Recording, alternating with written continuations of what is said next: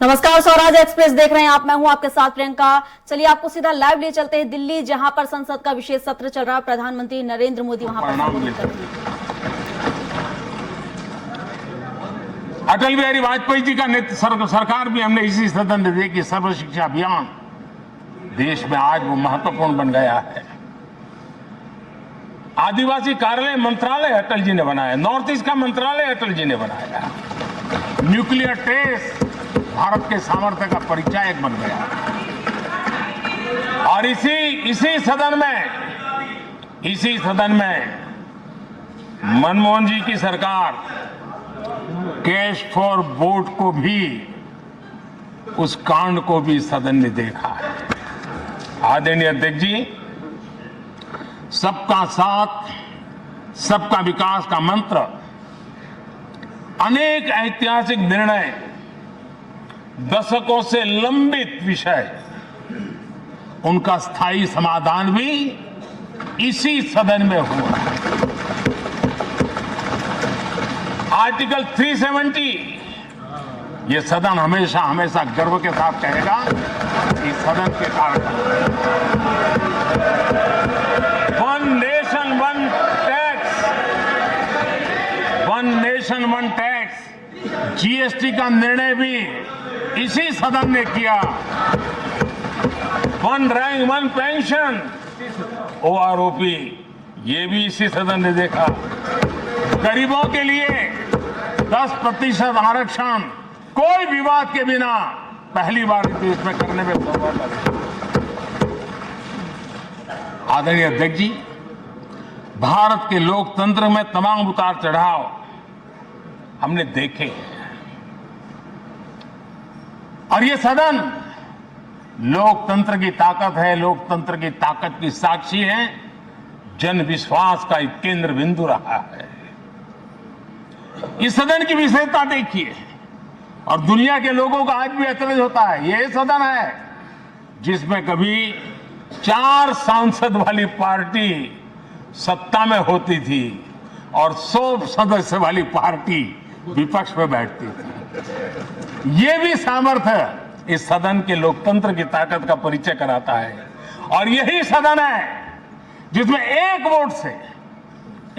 Vote से अटल जी की सरकार गई थी और लोकतंत्र की गरिमा को बढ़ाया था। ये भी इसी सदन में हुआ।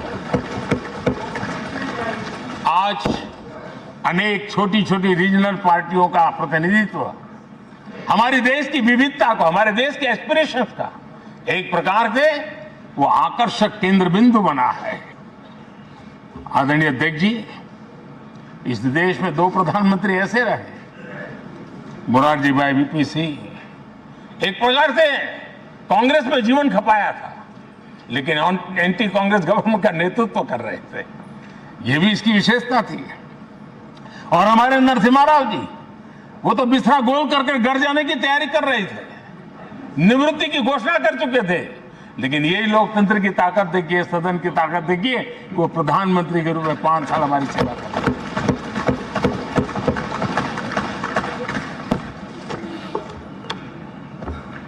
आदरणीय अध्यक्ष जी,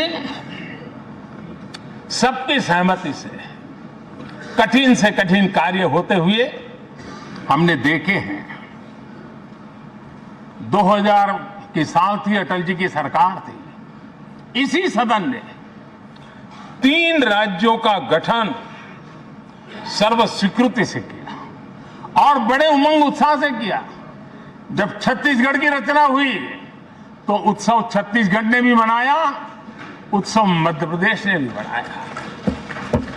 जब उत्तराखंड की रचना हुई तो उत्सव उत्तराखंड ने भी मनाया, उत्सव उत्तर प्रदेश ने भी मनाया। जब झारखंड की रचना हुई तो उत्सव झारखंड ने भी मनाया, उत्सव बिहार ने भी बताया। ये हमारे सदन का सामर्थ्य, सब सहमति का वातावरण बना करके। लेकिन कुछ कड़वी यादें वो भी हैं कि तेलंगाना के हक को दबोचने के लिए भारी प्रयास हुए, खून की नदियां भी बही, और बनने के बाद न तेलंगाना उत्सव मना पाया, न आंध्र उत्सव मना पाया। एक कटुता के बीज बो दिए गए। अच्छा होता उसी उमंग और उत्साह के साथ हम तेलंगाना का निर्माण करते तो एक नई ऊंचाई पर आज तेलंगाना पहुंच चुका होता। आदरणीय अध्यक्ष जी, संविधान सभा ने, आदरणीय अध्यक्ष जी, इस सदन की परंपरा रही है, संविधान सभा ने उस समय अपना दैनिक भत्ता 45 रुपये से कम करके 40 कर दिया था। उनको लगा हमें इसको कम करना चाहिए। आदरणीय अध्यक्ष जी, यही सदन है कैंटीन में मिलने वाली सब्सिडी, जो बहुत कम पैसे में खाना मिलता था, इसी सदस्यों ने उस सब्सिडी को भी खत्म कर दिया और पूरा पैसा देकर के अब कैंटीन में खाते हैं। आदरणीय अध्यक्ष जी, कोरोना काल में जब जरूरत पड़ी तो यही सांसद जिन्होंने एमपी लेड फंड को छोड़ दिया और देश को इस संकट की घड़ी में मदद करने के लिए आगे आए। इतना ही नहीं, कोरोना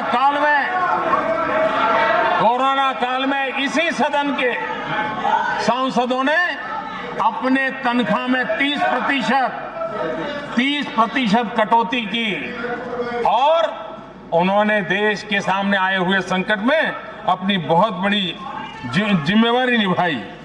आदरणीय अध्यक्ष जी, हम गर्व से कह सकते हैं, ये सदन में बैठे हुए लोग भी कह सकते हैं, हमारे पूर्वज जो सदन में बैठे थे वो भी कह सकते हैं कि हम ही लोग हैं जिन्होंने हम पर डिसिप्लिन लाने के लिए हमारे यहां जनप्रतिनिधित्व कानून में समय समय पर कठोरता बरती। नियम हमने ही लादे, हमने ही तय किया कि नहीं, जनप्रतिनिधि के जीवन में ये नहीं हो सकता। मैं मानता हूं ये जीवंत लोकतंत्र का बहुत बड़ा उदाहरण है और ये सदन ने दिया है, यही माननीय सांसदों ने दिया है और हमारी पुरानी पीढ़ी के सांसदों ने दिया है। और मैं मानता हूं कि कभी कभी उन चीजों को भी याद करना चाहिए। आदरणीय अध्यक्ष जी, हम जो वर्तमान सांसद हैं उनके लिए तो ये विशेष सौभाग्य का अवसर है। सौभाग्य का अवसर इसलिए है कि हमें इतिहास और भविष्य दोनों की कड़ी बनने का अवसर मिला है।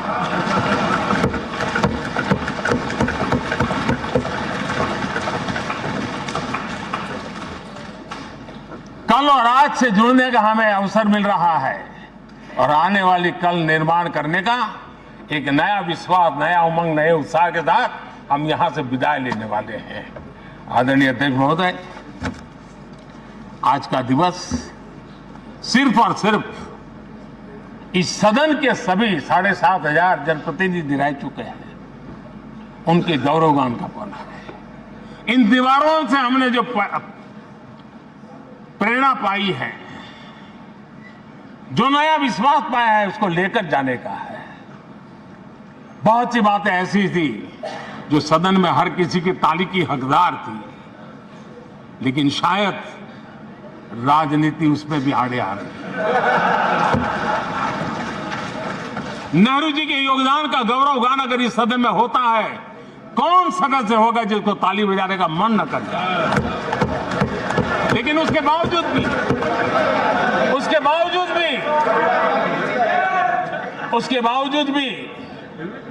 देश के लोकतंत्र के लिए बहुत जरूरी है हम सब ने अपने यहां सोच लें। आदरणीय अध्यक्ष जी, मुझे पूरा विश्वास है कि आपके मार्गदर्शन में और इस अनुभवी माननीय सांसदों के सामर्थ्य से हम नई संसद में जब जाएंगे तो नए विश्वास के साथ जाएंगे। मैं फिर एक बार, आज पूरा दिवस आपने इन पुरानी स्मृतियों को ताजा करने के लिए दिया, एक अच्छे वातावरण में सबको याद करने का मौका दिया। इसके लिए मैं आप सबका, आपका हृदय से आभार व्यक्त करता हूं और मैं सभी सदस्यों से आग्रह करूंगा कि अपने जीवन की ऐसी मधुर यादों को यहां हम जरूर व्यक्त करें, ताकि देश तक पहुंचे कि सचमुच में ये हमारा सदन, ये हमारे जनप्रतिनिधियों की गतिविधि सच्चे अर्थ में देश को समर्पित है, इसका भाव लोगों के तक पहुंचे। इसी एक अपेक्षा के साथ मैं फिर एक बार इस धरती को प्रणाम करता हूं, इस सदन को प्रणाम करता हूं।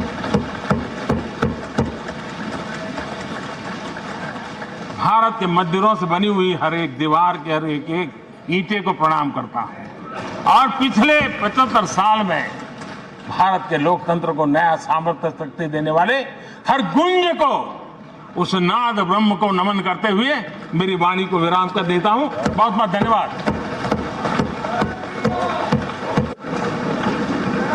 माननीय सदस्यगण, माननीय प्रधानमंत्री जी ने इस सदन की सीख, अनुभव, यहाँ की प्रेरणा, यहाँ की गूंज के बारे में व्यक्त किया है। मैं ये अपेक्षा करूँगा कि आज का दिन इसी तरीके से सकारात्मक वातावरण में हम चर्चा करें, सकारात्मक विषय रखें और जो कुछ भी यहाँ से सीखा है, हमारे पूर्वजों ने जो कुछ भी इस देश को, लोकतंत्र को दिया है, उसके बारे में सकारात्मक विचार रखें। आप सभी को बहुत बहुत धन्यवाद। अधीर रंजन चौधरी जी।